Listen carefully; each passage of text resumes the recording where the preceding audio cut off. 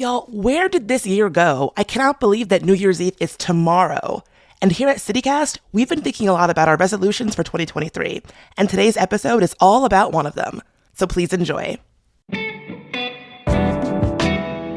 Today on CityCast DC, our final resolution we have here at CityCast DC is listening to you, our listeners, when picking our stories. Our episode about Crispus Attucks Park, the hidden oasis in the middle of the city, was pitched by listener Helena. So this is our interview with the unofficial mayor of the park, Tyrone Goodwin. And if you have something that you would like us to cover, shoot us an email at dc@citycast.fm or give us a call at 202-642-2654.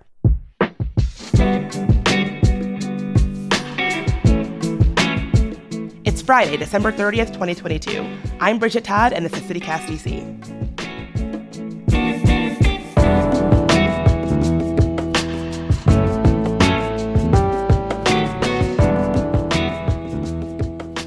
So we're on the corner of North Capitol and V. Looks like any normal city alley, dumpsters, etc. I don't really see how we're going to be encountering a park, but I have been told there's a park this way. Oh, here we are. As promised, at the end of this alley that is very much a city alley, there is a park. It's green, it's lush, there are beautiful flowers. We saw someone set up with hammocks, people with laptops sitting in the grass. You definitely get to feel like you're in this collective backyard space that is really shared by a community of neighbors. Tyrone, thank you for meeting me on this beautiful Friday afternoon. You're welcome. What makes this park such a special place? It's kind of like a lovely surprise in the middle of the neighborhood, in the middle of D.C. I mean, there's not very many parks in alleys. It's just a lovely surprise. Yeah, it definitely comes out of nowhere. Can you tell us a little bit about the history of the park? What used to be here and how did it come to be this beautiful space? The land itself was owned by a C&P telephone company originally. This was a cable yard. And there was a building at the west end of the park that handled the cables. But I believe in the 80s, when that part of the business was no longer necessary, it was given to the neighborhood. So that's when a nonprofit was established. And that lasted for a while, and the building was used for a community center, and I think the city had provided some monetary support for that. But by the time I came here in 92, that building had burned. The nonprofit had dissolved, and really there was not a whole lot of neighborhood memory as to what it was. This was in the tail end of the crack epidemic. Wow. And so there were just people living out here in cars and doing things to make livings, staying in cars. The thing that got us out of our houses in the 90s to say, we need to figure out what this empty lot is, was we saw it listed as a tax sale in the paper because it lost its nonprofit status, it's accruing taxes, the taxes weren't paid, and now it's for sale. And that's when the neighbors were like, whoa, we better figure out what this is or it's going to be condos. So we got ahead of that. So what we did is we reestablished the board. We had to reestablish a nonprofit. And as part of that, we had to convince the city to forgive property taxes and utility bills. And so with one hand, we had to convince the city, hey, forgive us hundreds of thousands of dollars worth of bills because we're going to do very nice things. And with the other hand, we had to do something very nice. And so we started building this park.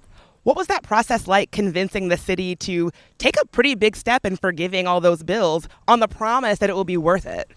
Oh, and while the city was running short of money. This was not in the heyday of D.C. This was in the rough days of D.C. And so it took years, plural. It took the help of American University Legal Clinic, who worked for us pro bono for years. A law had to be passed in D.C. to forgive all those taxes, right? They drafted the legislation for the council. Meanwhile, Howard University Community Liaison was working with us to try to envision what would this look like as a park? What would be a good community use of it? And so with those two major forces of support and literal jackhammers and dump trucks that we did ourselves, we made it happen. What was that like, doing all of that work yourself as a community coming together and like swinging hammers? It was fun. I was younger. So, I mean, it was great. It was very community team building, right? I mean, there was a chain link fence all around this property. We had to cut it down. We had to bring in the railroad ties so that it didn't just flow into the alley and people just didn't use it for parking anymore, right? We had to get the cars towed. We had to get the building torn down. The city had to help with that. So that was the more legal stuff that we had to do. This was all asphalt. So that was fun, jackhammering it up and finagling and begging for mulch and begging for dirt from different people.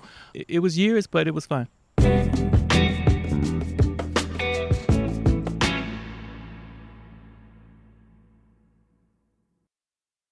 I've heard that you're kind of like the unofficial mayor of the park. Okay. Is that not a title you're comfortable claiming? It's not. I blinked and I became the old guy. I don't know how that happened, but yeah. Do you have any favorite memories of time spent here? Yeah. So the part that's dearest to me is in the maybe 10 years ago, there was still a good number of African American youth in the neighborhood, and youth as in teenagers. And I could see on the email threads that there were people saying, who are those people hanging at the corner? And what are they doing? And there was literally talk about getting some sort of alarm at the corner that made some noise that only bothered mosquitoes and teenagers, literally. So they were trying to shoo these kids off the corner because I don't know who they are and they don't look like me. And so myself and Reggie, who lives right behind me, we talked to the boys. And we got them to work with us, to work in the park, to weed, to cut grass, to put down these flagstones. So we worked them for about 2 years as mentors. We worked with them. They got paid in cash immediately after their work was finished. So I'd have boys standing right there in the alley at 8 o'clock yelling up into my window, Mr. Goodwin, I'm ready to work. Come on out. I'm like, oh, hey. You know? But that was real special to me. And we named them the Yard Squad. And they got T-shirts and they got business cards. And next thing you know, instead of who are those boys, it was, can the Yard Squad come work in my yard? I'll pay them. That was a special time for me. That's incredible. And I think it's a good example of the way that like you can really foster those community bonds and like kickstart some like real, I don't know, like an appreciation of the space in youth. Yeah. I'm proud of them. They did a good job. I mean, we're still in contact with some. One during COVID, he talked about us so much that his fiance, she was about to bear his child. She wanted to meet us before she had the kids. So we met in the park. And so we did a good job with all of these kids. And I'm proud of all the boys. Some are doing better than others, but I'm proud of all of them. That's such a beautiful story. And, you know, you mentioned that one of the Yard Squad was getting married. There have been a number of weddings here at the park, right? Oh, yeah. We had so many weddings, we had to start charging because you don't want to be the free wedding venue. You get overrun. So for that reason, and just to take care of the sod because people were trampling it, we had to have just a slight barrier up. But we're happy to see weddings, stand-up weddings. We protect this grass. Grass is expensive. People don't realize that until you start managing a park. But yeah, we're happy to have the weddings. What do you see as the future of the park? Like, where do you see it going from here? We want to keep it just like this. We have a relationship with Casey Trees. And so no one will ever build here because Casey Trees owns the building rights and they like trees. So our objective is to continue this way, for it to continue to being a park. Yeah, that's it. So this is kind of a curveball question. I was looking up Crispus Attucks before the interview, and he has like a big tie with Boston, Revolutionary War. Do you have any idea of like how the park became named after someone who has such big ties in Boston, but not DC necessarily? I have a suspicion. We inherited the name, the original nonprofit, so not the one that we rejuvenated, but the original one whose name we took so that we could be a continuation of that and legit, was Crispus Attucks Development Corporation. That was the 80s. So I think it was just part of Black consciousness at the time that they wanted to choose the name of a patriot, somebody who was Native American in India.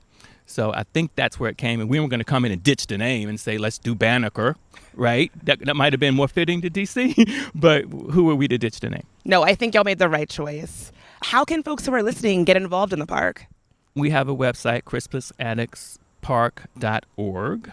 Come to the park. There's QRC codes if you actually want to contribute to the grass. We've got a theater festival coming up in a couple of weeks, so come sit on the grass at dusk and watch Back to the Future movies with us.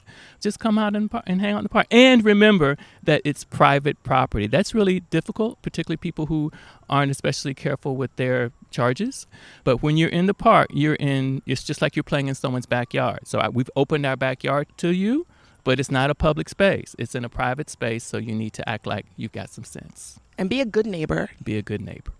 I can just tell when you talk about it how proud you are of this, and it really shines through, and it's such a shining jewel of this community, so well done. Yeah, I'm proud of it. I'm proud of my neighbors. My neighbors are all different colors. The majority color has changed since I've been here in 92. There's just a lot going on in the world right now, and there's a lot going on in the United States right now. But I'm happy, I'm proud of my neighbors and my neighborhood. This park we work really hard to be inclusive to everybody. I think this is an example of the way we want America to work. So let's get about that. I love it. Tyrone, thank you so much for inviting us to your backyard on this beautiful day in the park. You're welcome. And while we were out at Crispus Attucks Park, we talked to a few others who were enjoying the space.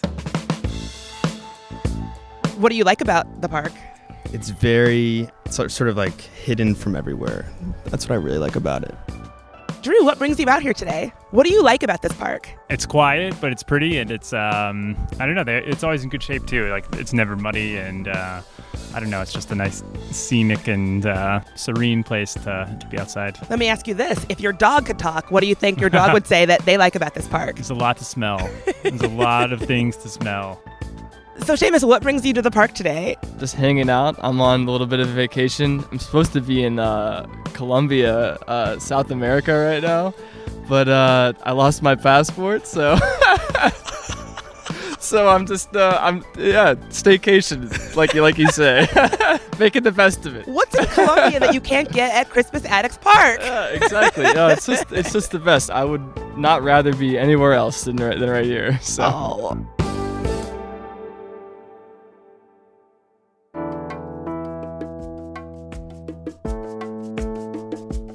And that's a wrap on 2022 here at CityCast DC. Thanks for sticking with us this year, and we hope that you keep coming back in 2023. We're taking Monday, January 2nd off to recover from our New Year's Eve celebrations, but we've got a very exciting episode for you on Tuesday, January 3rd, featuring many of your voices, so be sure to tune into that. Our lead producer is Priyanka Tilve. Our producer is Julia Karen. Our newsletter writer is Kayla Cote-Steverman. And our hosts are Michael Schaefer from Politico and me, Bridget Todd. Music is by Alex Roldan. And if you enjoyed the show, why not tell a friend, rate the show, leave us a review, and subscribe to our morning newsletter. We'll be back Tuesday morning with more news from around the city. Talk to you then.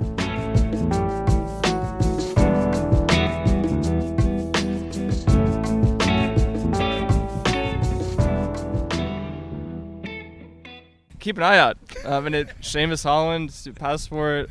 Yeah, if anyone finds Seamus's passport.